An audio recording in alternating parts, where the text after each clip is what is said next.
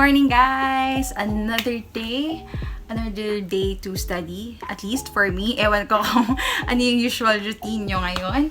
So, itong video na to is like ipapakita ko lang ano na ba yung mga recent ganaps ko and last ganaps before ako mag-duty ulit. Yes, ang ate mo girl ay mag-volunteer. It's, ano ang tawag namin doon?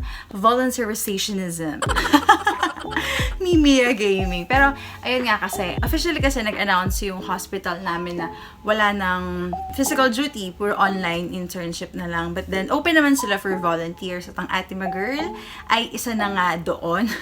So, ngayon, kaya naisipan ko tong i-vlog kasi next week ay panibagong buhay na naman ang aking may experience, ganyan, panibagong routines na naman.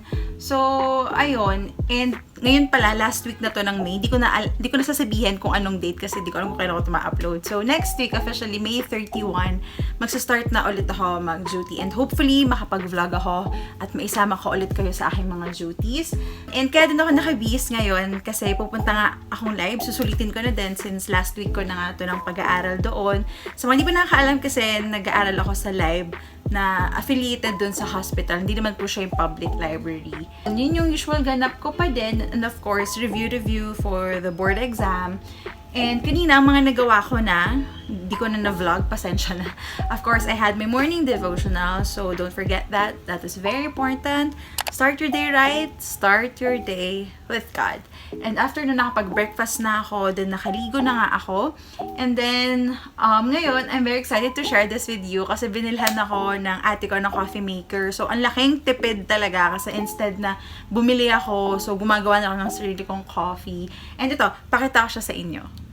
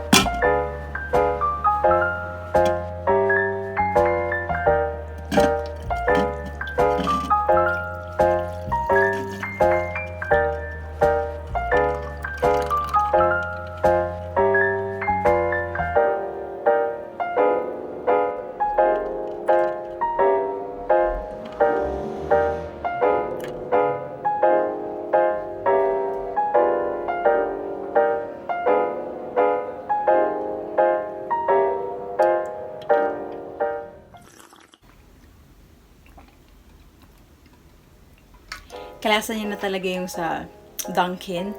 Kasi kaya yun yung binili sa akin ng mga sisters ko. Yes, thanks to my sponsors, aka mga kapatid ko. Kaya kasi alam nila na sobrang love ko yung coffee sa Dunkin. So, kaya yun yung binili nila na ground coffee for me. And achieved sis. Tapos, eto pala, itong parang tumbler ko na to with straw. Nabili ko lang to sa Shopee. And guess what? Ito ay 200 pesos lang. And I love the color. Again, para siyang soft blue or powder blue. And sobrang bet ko yung color na to lately. And, diba ito, 200 pesos. Isang drink mo lang yan sa Starbucks, right? Tapos ito, magagamit mo na kahit kailan. Tapos ito nga, nakakapagkape pa ako. So, mas malaking tipid talaga. So, again, thank you sa mga sponsors ko. Thank you, Ate Kay, Ate Des. Makakabawi din ako sa inyo. Love you. Ha.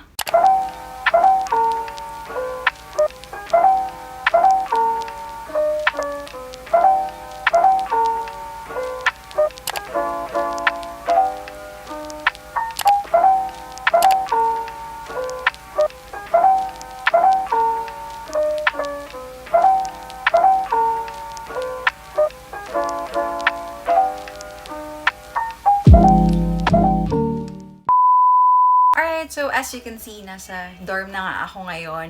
And kung inaakala nyo is I'm done for the day na, hindi. Kasi may gagawin pa ako. Time check, it's just 6:31. So, kakatapos ko lang maligo. Medyo nagpahinga lang ako konti nung galing ako sa live. But naligo na nga din ako for safety purposes, ganyan. And ang gagawin ko ngayon, hindi ko pa kayo na-update, is nasa IM rotation na ulit ako. And for IM kasi, may bago na kaming task. And that is to gumawa na medical abstract and CF4 para sa mga patients. So, nagsisend yung medical records ng charts online, and then ideally, within 24 hours, dapat magawa na namin siya or mabalik na namin sa kanila yung mga pinapagawa, ganyan. So, paswertihan lang talaga siya minsan. May mga nasisend sa groupmates ko na 1 month naka-admit yung patient, ganyan. Yung sa akin naman, parang longest ata is 13 days, ganyan. Parang mga ganun.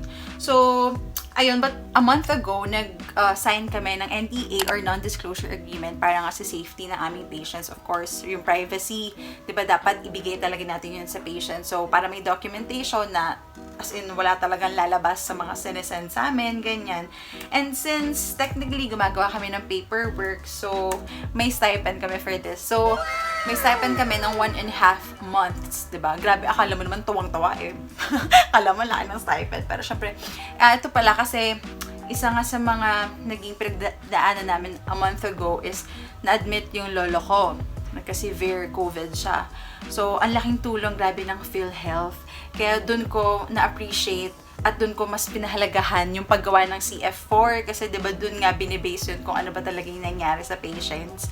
Tapos ang laki nga nung nabawas, kaya sobrang dedicated much na ako sa paggawa ng CF4. Ngayon, yun yung isa sa mga natutunan ko dahil sa na-experience nga namin yung na-admit yung lolo ko. So, hindi ko pa actually na-check kung gaano ba katagal na-admit yung patient ko. So, ngayon ginagawa ko na siya. I'm on my laptop na.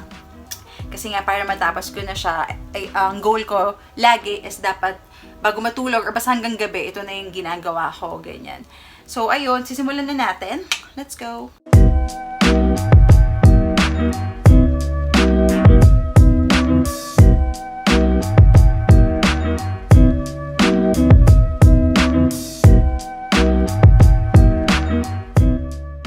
Okay guys, so konting update lang. Grabe, kanina pa ako gumagawa. 3 days lang naka-admit yung patient ko.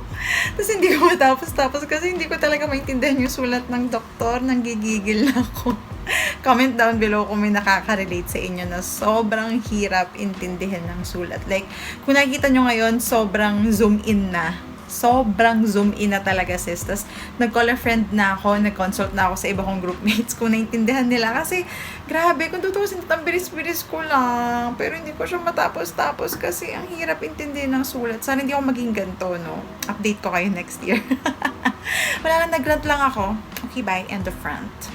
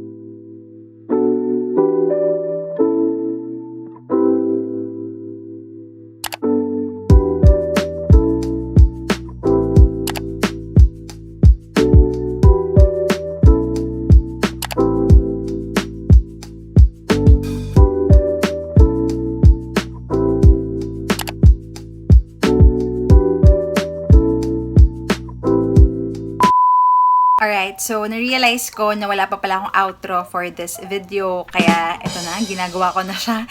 And yun din pala, para masabi na din sa inyo na, ayun, hindi ako makakapag-vlog. Kasi today, May 31 na, ano po, opo. Naabutan na ako. Hindi ko pa tapos i-edit yung video. Pero yun nga, time check, it's 5:23. So halos kakauwi ko lang from duty. Kasi nga, nag-start na ako pumasok ulit, ganyan. And sad to say, nga pinagbawalan kami na mag-post sa social media, basta anything social media about sa ginagawa namin, ganyan. Kaya ang sad, hindi ako makakapag-vlog. Gusto ko pa naman, alam mo yun, i-share sa inyo yung journey, and of course in the future pa nag-reminisce ako, ganyan, kaso wala talaga, and gusto ko na lang sumunod kasi ayoko nang magkaroon ng issues like nung last year. If gusto nyo makarelate, ililink ko sa baba para gets nyo yung pinaghuhugutan ko na gusto ko na lang talagang sumunod, ganyan. So ayun, wala lang, ang sad lang. So I guess dito ko na end tong video na to. Kasi nga may mga gagawin pa rin ako, mga paperworks, ganyan. So if you like this video, don't forget to click the thumbs up button. And kung hindi ka pa nakasubscribe, subscribe to my channel. Bye guys! God bless!